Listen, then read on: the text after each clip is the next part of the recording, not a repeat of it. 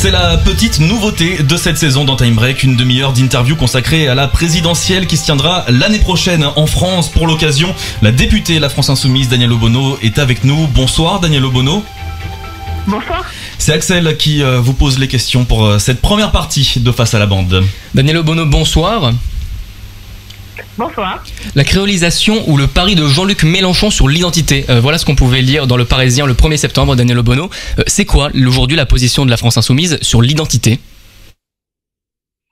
La France Insoumise n'a pas de position sur l'identité puisqu'il ne s'agit pas d'un sujet politique au sens partisan ou qui nécessiterait ou mériterait d'être appréhendé de la sorte. C'est une réalité sociologique et à cet effet, nous pensons que ce qui fait la République, c'est avant tout l'adhésion à un certain nombre de valeurs, de principes. Et Danièle Obono, ça veut dire quoi ? Ça veut dire que selon vous, tout le monde a la même idée de l'identité ? Ah non, parce qu'aujourd'hui, tout le monde ne l'a pas. Alors ça veut dire qu'il y a bien des réponses partisanes qui doivent être apportées.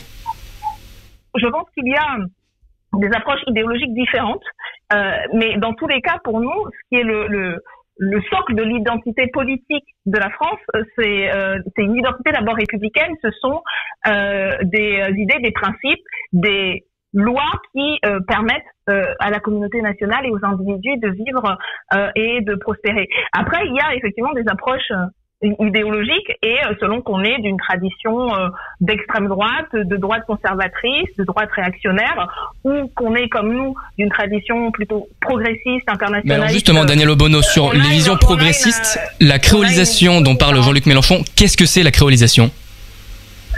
Eh bien, je vous renvoie, il se trouve qu'aujourd'hui justement est paru un très très bon entretien de Jean-Luc Mélenchon sur la plateforme multimédia de la France Insoumise, l'Insoumission, et je vous renvoie à cet entretien puisque c'est un emprunt que fait Jean-Luc Mélenchon. En trois mots, qu'est-ce que c'est la créolisation, Danièle Obono ? Je vais pas vous expliquer la créolisation en 3 mots parce que ce n'est pas quelque chose qui se résume de la sorte, et je pense que les débats politiques mériteraient gagnerait en qualité si on évitait s'il y a un terme qui est si difficile à définir, à utiliser réellement dans un débat, est-ce que Jean-Luc Mélenchon ne devrait pas éviter d'utiliser ce genre de mots qui justement sont si clivants ? Mais non, c'est pas un terme difficile à utiliser dans un débat, c'est juste qu'il se résume pas en 3 mots. C'est un concept qui a été élaboré par le poète et philosophe antillais français des Antilles, Édouard Glissant. C'est une pensée, c'est un certain nombre d'idées qu'emprunte Jean-Luc Mélenchon pour dire un fait qui est le fait de la France actuelle, qui est une France multiculturelle, diverse, et donc ça, c'est pas une position partisane. Danièle Obono, beaucoup de gens, Danièle Obono. Si vous permettez, je finis là-dessus. Et donc la manière dont ensuite certains courants l'instrumentalisent pour diviser la société, pour stigmatiser certaines composantes de notre pays. Nous y opposons frontalement, et c'est pour ça que nous reprenons et nous pensons qu'il est important de mettre dans le débat justement des idées, et donc qui ne sont pas résumables à quelques caractères donc de tweet. Vous voulez mettre des idées dans le débat actuel en politique, mais vous n'arrivez pas à les définir, Danièle Obono. Je viens de vous expliquer que ça ne se définissait pas en 3 mots. Un débat politique, ce n'est pas 3 mots. Justement, on a le temps de le définir actuellement. Là, c'est pour ça que vous êtes notamment ici. Pourquoi vous n'arrivez pas à le définir ? Mais je crois que vous n'avez pas vraiment écouté. Je vous dis que la créolisation, c'est un concept élaboré par un poète, philosophe français des Antilles qui s'appelle Édouard Glissant, qui explique la dynamique des sociétés, donc notamment des sociétés antillaises par la rencontre d'une diversité de parcours, d'histoire, etc. Et nous reprenons à cet effet ce terme-là pour opposer à la vision stigmatisante de la nation, de la France, qui est portée notamment par la droite et l'extrême droite, une vision humaniste, internationaliste, qui célèbre cette diversité multiculturelle et qui considère que c'est une richesse plutôt que quelque chose qu'il faudrait combattre et rejeter. Et donc c'est ça. Et je pense que j'espère que cette fois c'est clair. Je vous renvoie encore une fois à l'entretien de Jean-Luc Mélenchon qui est paru aujourd'hui sur la plateforme L'Insoumission, et puis surtout aux écrits d'Édouard Glissant, sur lesquels on peut débattre. Et encore une fois, ça ne se résumera pas en 3 mots. Il y a beaucoup de chercheurs. Daniel Obono, simplement pour bien comprendre, pour vous, elle prend quelle place exactement la question de l'identité dans la présidentielle? C'est un sujet là qui est important, qui est nécessaire, qui est obligatoire d'aborder? Non, moi, je crois que la question aujourd'hui fondamentale, c'est comment est-ce qu'on fait face au défi civilisationnel que l'humanité a affronté, qui est celle de la crise climatique.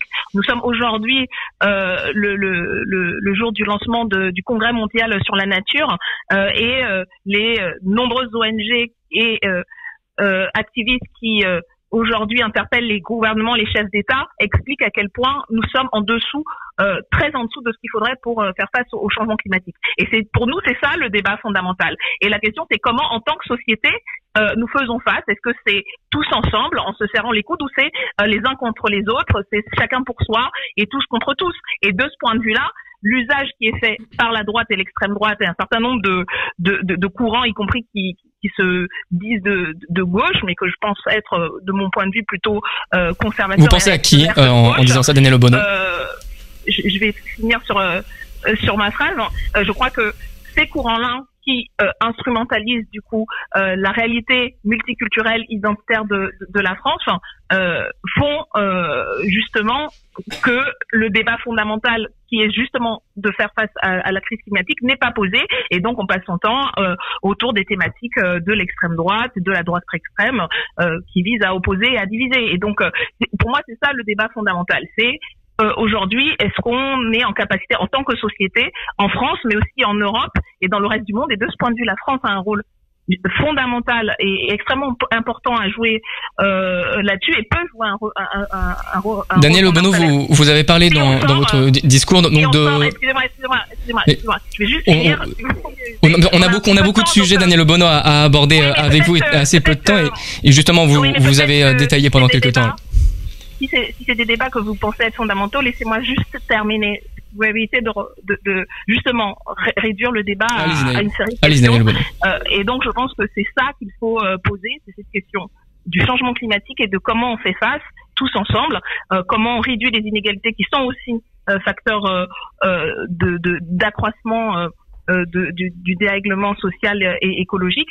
Et nous voulons poser ce débat-là, et nous assumons totalement de dire que pour nous, c'est tous ensemble qu'il faut le faire. C'est entendu, Daniel Obono. Un autre sujet qui suscite beaucoup de débats aujourd'hui, c'est la vision de la laïcité. Dans la dépêche samedi dernier, vous avez critiqué les récentes affiches du gouvernement sur la laïcité. Des images où on pouvait notamment lire donner le même enseignement à Roman, Elijah et Alex, c'est ça la laïcité. Sur Twitter, vous avez accusé ces affiches de pervertir les principes républicains et de racialiser les identités. Qu'est-ce que ça veut dire, Daniel Obono? Disons, décidément, vous êtes obsédé par cette question. Pour vous, si c'est ça l'essentiel du débat. On n'est pas obsédé, mais c'est des questionnements quand même qui ont fait réagir, des déclarations qui ont provoqué pas mal de réactions. On aimerait savoir justement qu'est-ce que vous avez à en dire.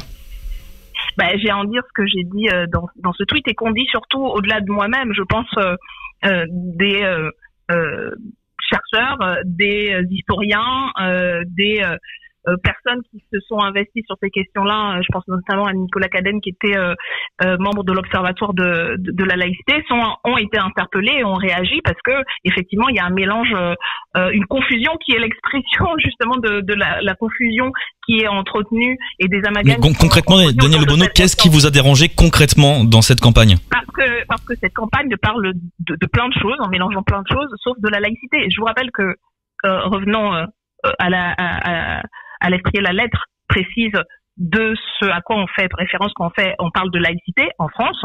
On parle de la loi de séparation des églises et de l'État de 1905. Cette campagne ne parle, aucune des affiches n'y fait explicitement référence, n'explique d'ailleurs ce que c'est. Ce qu'on voit, ce sont des images d'enfants d'âges différents, avec des patronymes différents, dont un certain nombre de patronymes laisse supposer Selon vous, Daniel Obono, c'est une erreur de com de la part du gouvernement, ou est-ce qu'il y a un racisme sous-jacent derrière ces images? Et donc, on voit bien, comme je le dis dans mon tweet, qu'il y a un amalgame et un pervertissement de la notion même de laïcité, qui sert à faire voilà, une campagne où on suppose que un enfant de noir et un enfant blanc sur une affiche représente les deux versants de la laïcité. Daniel Obono, est-ce que ces images elles sont racistes selon vous? Je pense qu'il y a, ce que j'ai indiqué, il y a une racialisation des identités, c'est-à-dire le patronyme est censé définir un positionnement sur justement l'arc des principes, et donc je trouve ça extrêmement problématique. Mais comme l'ont noté, je pense notamment également à un certain nombre de syndicats de l'éducation nationale, c'est-à-dire que à quel point cette campagne a fait son effet, un effet négatif, et voilà, donc je vous renvoie encore une fois à toutes les réactions donc il y avait une forme de racisme derrière ces images selon vous. Mais pourtant on a un peu du mal à comprendre, Daniel Obono, notamment avec la France Insoumise, mettre l'emphase notamment sur nos différences pour mieux combattre les inégalités, remettre le débat notamment de la race sur la table. C'est justement ce que fait la France Insoumise depuis quelque temps maintenant. Le gouvernement l'a fait mal, ou est-ce que c'est totalement différent? Non, je viens de vous expliquer dans votre série de questions précédentes que nous voulons porter la question et le débat sur l'enjeu fondamental auquel nous faisons face aujourd'hui, celle du dérèglement climatique, celle de la bifurcation écologique. Nous considérons qu'il faut faire face tous ensemble, et de ce point de vue-là, il ne s'agit pas d'opposer les individus, quelle que soit leur couleur de peau, quelle que soit leur religion, quel que soit leur patronyme, mais de les rassembler et de faire France de tout bois, de tout ce qu'elle est dans sa richesse diverse. Et donc non, ce n'est pas ce que fait la France Insoumise. Je ne sais pas d'où vous tirez cette analyse et cette interprétation que je trouve très orientée. Et je vois à nouveau que vous traduisez vous-même. C'était simplement une question, Daniel Obono. C'était une question. Eh ben j'y réponds. C'était pas une interprétation, mais une question. Je précise simplement. Si, c'était une question qui était très orientée. Excusez-moi. Alors, si je peux me permettre, Daniel Obono, il y a quand même des questions, notamment à gauche, qu'on voit moins, notamment à la France Insoumise. Par exemple, la lutte des classes. Est-ce que c'est quelque chose qui est encore d'actualité à la France Insoumise? Parce que vous parlez notamment du combat pour l'écologie, mais est-ce que la lutte des classes, qui est quand même quelque chose qui concerne beaucoup de personnes à gauche, est-ce que ça intéresse encore la France Insoumise?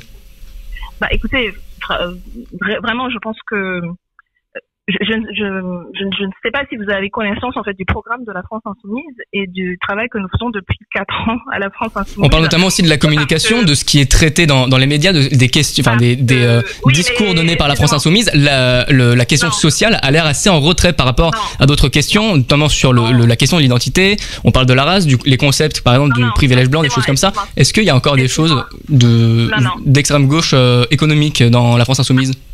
Non, mais justement, c'est ce que je vous dis depuis le début de cet entretien. Ce n'est pas la France Insoumise qui est obsédée par les débats que vous venez de citer. Nous, depuis 4 ans, moi, en tant que députée, depuis 4 ans, je travaille à la commission des lois sur tout un ensemble de sujets. Et je crois que, par exemple, dans la mobilisation sur la réforme des retraites, nous avons été à la France Insoumise la principale opposition qui a mené une bataille et qui a fait en sorte que cette réforme n'ait pas lieu. Je pourrais vous citer toute la liste, et je vous renvoie encore une fois à la fois au programme de la France Insoumise et à l'ensemble du travail fait non seulement par moi-même, mais par notre groupe sur toutes les questions sociales.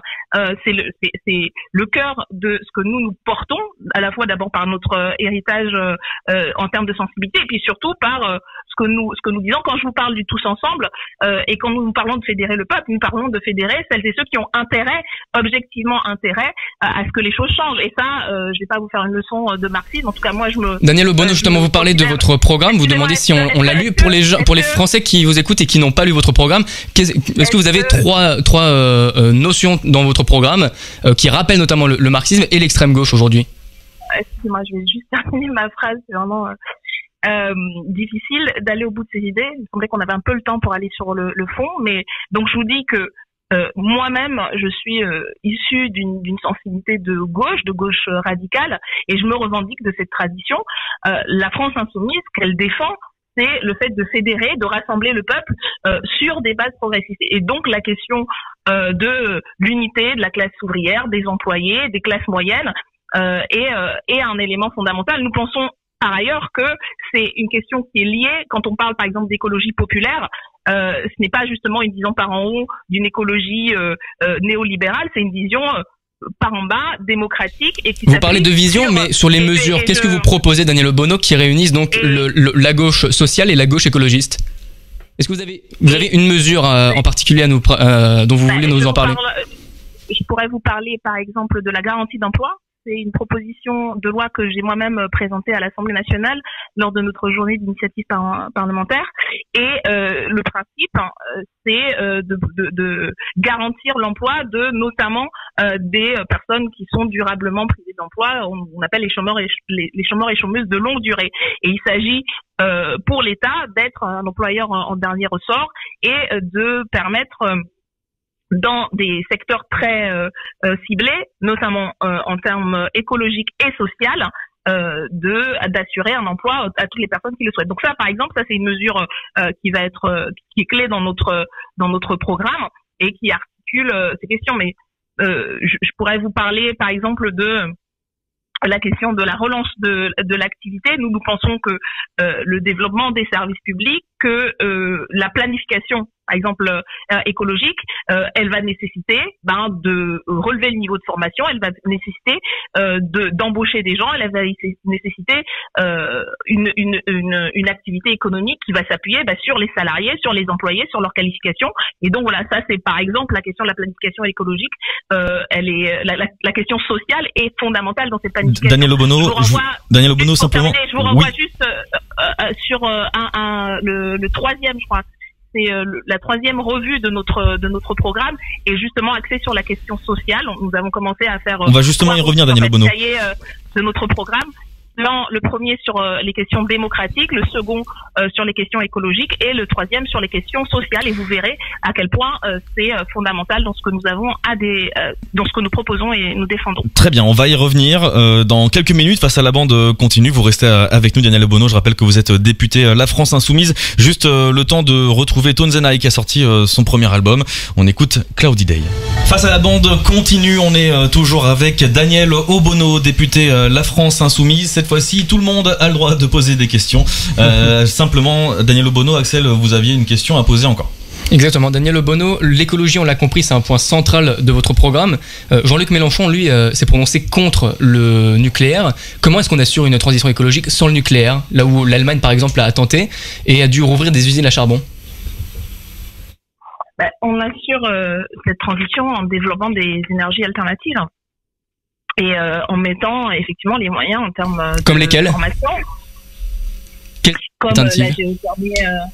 comme la géothermie sous-marine, comme le solaire, comme une forme d'éolien qui soit véritablement aussi écologique que possible. Donc il y a différentes formes d'énergie aujourd'hui. Daniel Obono, l'un des problèmes de ces énergies, vous parlez du solaire, de l'éolien, ce sont des énergies intermittentes. C'est ce qu'a fait l'Allemagne. Ils ont investi dans ces énergies, sauf que lorsqu'il n'y a pas de soleil ou pas de vent, ils se retrouvent sans énergie. Ils ont dû ouvrir des usines à charbon qui polluent beaucoup plus. Comment est-ce que vous voulez comment est-ce qu'on peut éviter ce scénario en France si on se passe du nucléaire?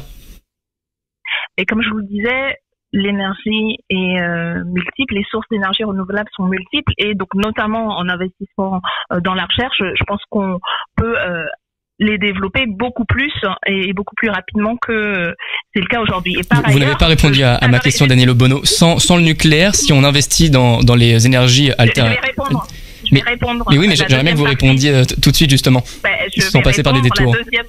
La deuxième partie de ma... Alors, pour vous, expliquer une pensée, c'est faire des détours. Je pense que, véritablement, si vous êtes intéressé par la réponse, écoutez-la jusqu'au bout, s'il vous plaît.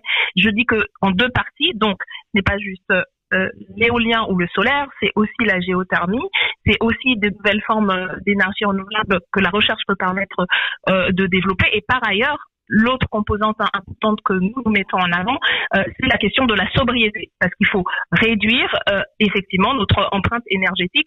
Vous avez par exemple les scénarios de mégawatts qui expliquent comment on peut arriver à la fois en développant énormément les énergies renouvelables et en réduisant en fait notre consommation énergétique, on arrive à avoir des sociétés beaucoup plus renouvelables. Dans tous les cas, de notre point de vue, aujourd'hui, le nucléaire, qui a été utile pour le développement énergétique de notre pays, est aujourd'hui beaucoup plus coûteux à la fois écologiquement mais aussi économiquement et donc doit être dépassé. Donc c'est une énergie du passé. Mais Daniel Obono, vous parlez Vous parlez de recherche, vous parlez de réduction de la consommation d'énergie, mais ça arrivera quand? Parce que ça va prendre du temps quand même de financer toute cette recherche, de trouver aussi peut-être des solutions alternatives. Donc, c'est quoi l'objectif? Est-ce que c'est un objectif qu'on peut mettre à court terme et qui va donc vraiment servir pour le réchauffement climatique qui, lui, arrive très très vite? Ah, mais c'est pas du court terme. Quand nous parlons de planification, c'est justement parce qu'il faut organiser tout cela. Je vous parlais du scénario négawatt. Qui a comme ça un objectif de prospection en montrant comment, par exemple, entre 2017 et 2050, on peut arriver à utiliser 100% d'énergie renouvelable et atteindre une neutralité carbone. Nous nous sommes inspirés tout simplement de ces travaux qui sont faits depuis des années et notamment de cette association. Donc oui, bien sûr que ce sera pas du jour au lendemain, et y compris parce qu'il faut aussi, par exemple, quand on parle de sobriété, il faut aussi faire en sorte de créer une adhésion et la diminution de nos besoins énergétiques va devoir aussi s'appuyer sur le fait qu'il y a une adhésion de la population, et donc il faut aussi développer une prise de conscience et des habitudes. Tout cela va prendre du temps. Et c'est pas pour demain, Daniel Obono. Vous dites donc c'est pas pour demain, c'est pour quand? En quelle année on pourra se passer du nucléaire?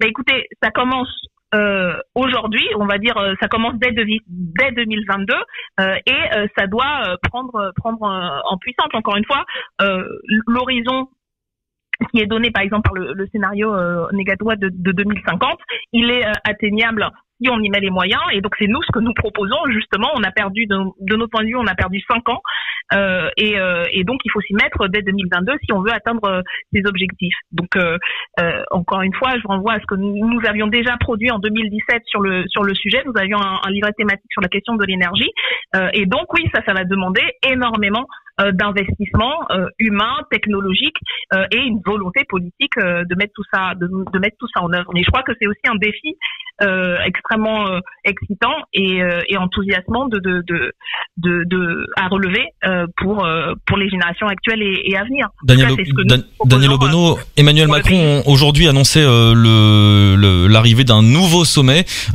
concernant l'écologie. Est-ce que vous trouvez que depuis quelque temps quand même le gouvernement fait des efforts, va dans le bon sens? Bah écoutez, c'est ce que j'évoquais justement au début de l'entretien, le congrès mondial de la nature qui se tient à Marseille. Nous suivons ça de très près, ainsi que les nombreuses associations avec qui nous avons travaillé depuis 4 ans et qui sont extrêmement critiques. Vous avez dû l'entendre aussi si vous avez suivi, qui sont extrêmement critiques du bilan d'Emmanuel Macron, de son gouvernement et de sa majorité. Moi, je peux vous en parler puisque à l'Assemblée, nous avons bataillé pour faire en sorte que la loi climat soit autre chose qu'une passoire écologique à tous les points de vue et malheureusement on n'a pas pu en tirer grand chose, ce qui fait que on reçoit aujourd'hui le congrès mondial de la nature, mais la France est loin d'être exemplaire. Nous ne respectons aucun de nos engagements sur l'accord de Paris. Donc non, je pense que c'est même pas juste moi, Daniel Obono, ou la France insoumise. Encore une fois, vous n'avez qu'à lire ce que disent l'ensemble des grandes associations, même des associations qui sont, on va dire, très consensuelles, qu'on peut considérer comme réformistes, etc., sont très critiques aujourd'hui du bilan du gouvernement, où on s'est beaucoup payé de mots et beaucoup de com, mais dans les faits, le compte qui est très très loin d'y être, quoi. Florian a une question. Oui, les Français sont les premiers consommateurs de cannabis en France. J'aimerais connaître votre position. Est-ce que vous êtes pour la légalisation, la dépénalisation, ou qu'on reste là où on en est? Donc on a changé de sujet, on précise. Oui, j'ai complètement changé de sujet. Sans transition. Écoutez, il se trouve que j'ai un peu travaillé sur le sujet au sein de la commission des lois avec Hugo Bernalicis, et nous sommes, et c'était déjà le cas en 2017, nous sommes effectivement pour la légalisation du cannabis. Il y a eu récemment un rapport et un travail parlementaire d'ailleurs transpartisan, pour le coup. Il y avait donc notamment plusieurs députés de la majorité LRM qui se sont investis sur le sujet. Je pense notamment à Carole Janvier qui fait un gros travail là-dessus, pour plein de raisons, pour plusieurs raisons, pour des raisons de santé publique, parce que si on veut soigner les effets des addictions et et faire des campagnes de prévention, en fait, il faut que ce soit légal parce qu'on fait pas de la prévention sur un produit qui est interdit. Donc il y a des questions de santé publique pour justement développer aussi la question de la réduction des risques et puis aussi pour des questions de sécurité, c'est-à-dire pour pouvoir s'attaquer au trafic et aux trafiquants, il faut faire en sorte que la police, en fait, ait les moyens et le temps de pouvoir se concentrer sur les trafics.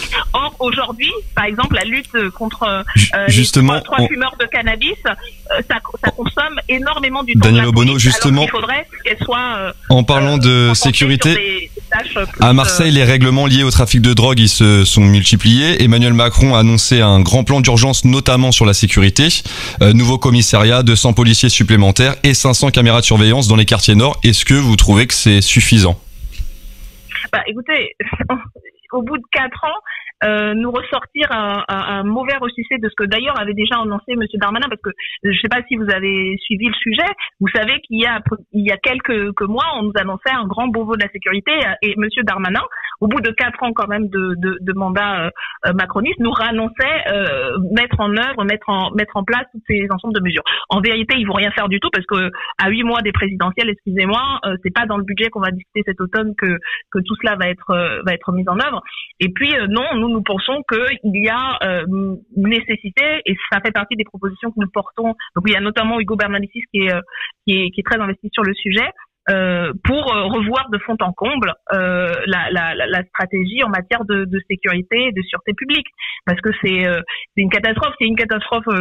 Y compris du point de vue de la police, quand on voit la souffrance qu'il y a au sein de la police, les mauvaises conditions dans lesquelles les policiers sont formés et exercent leur travail. Non, je crois que toutes ces annonces, encore une fois, sont des annonces de pré-campagne électorale. C'est le programme qui n'a pas réussi à appliquer pendant ces 4 dernières années, qui prétend pouvoir faire dans 5 ans. Et puis surtout, ce sont des idées qui vont contre justement la nécessité d'avoir une police républicaine au service des citoyens, et puis surtout qui a les moyens de faire de l'investigation, et qu'on en arrête avec le flagrant délit, la BAC et toutes ces unités-là.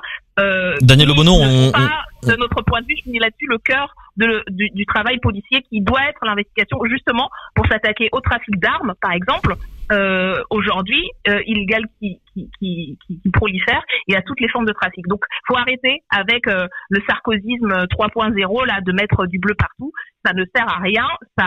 Et les policiers d'ailleurs. En parlant de président, Daniel Obono, on va parler présidentiel justement, si vous le voulez bien, avec Raphaël qui a quelques questions à vous poser. Pardon? Je croyais que c'était ça depuis le début. Oui, mais là on va s'intéresser très précisément à la présidentielle avec Raphaël. Daniel Obono, bonsoir. Pour la présidentielle qui aura lieu du coup en avril prochain, est-ce qu'une union des gauches c'est encore d'actualité chez la France Insoumise?